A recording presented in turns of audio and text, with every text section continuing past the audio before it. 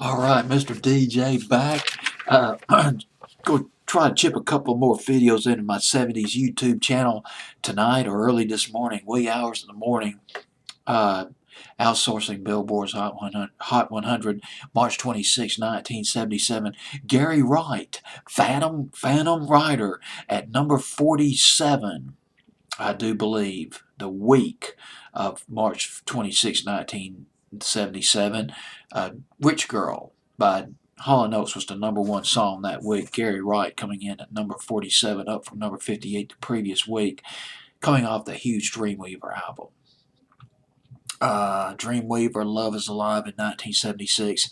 The thing about Gary Wright, he didn't just come out overnight. A lot of people thought, man, this guy's an overnight sensation, particularly Dreamweaver were so big. It's like the guy just came out of nowhere. Well, not quite. Gary Wright, he had been in England for about 7 years before he came out with Dreamweaver. He was a solo artist on A&M Records. He also was in a group called Spooky Tooth. He was their principal songwriter, group Spooky Tooth, and when Spooky Tooth broke up, he started working on the Dreamweaver album. Moved back to America. He's originally from America. One thing I got to mention, though, about Gary Wright. I was reading about this afternoon. I'm reading a biography about George Harrison right now. But on George Harrison's album, All Things Must Pass, big album, debut solo album for George Harrison, Gary Wright was one of the principal keyboard players on that album, along with a fellow named Bobby Whitlock, who was with Delaney and Bonnie, an organ player with Delaney and Bonnie, both keyboard players playing on George Harrison's All Things Must Pass.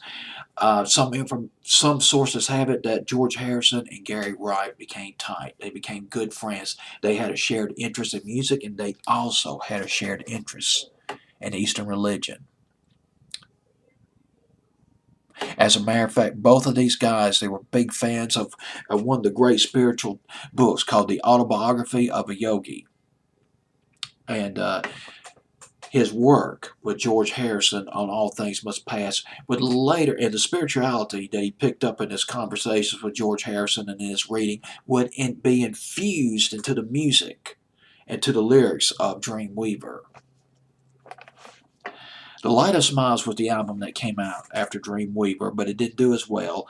Lots of keyboard instruments. The Moog, I can't pronounce it, the M-O-O-G, which came out in the 60s, Moog synthesizers. There was the Oberheim, and ARP synthesizers. Listening to this record again, after all these years, the synthesizer part of it, a lot like the Europe's Final Countdown, which came out in 1986. Indeed, this song, you could say that this song that I'm going to play for you by Gary Wright is a precursor to a lot of the 80s records that incorporated real heavy on the synthesizer. One of the big instruments that was used in the 80s and the pop records of the 80s. Gary Wright, that's it. This song got as high as number 43. Didn't make top 40, but boy, it came close. On Billboard's Hot 100 for 7 weeks. Once again, number 47, the week of March 26, 1977, Gary Wright, or Wright, with Phantom Rider.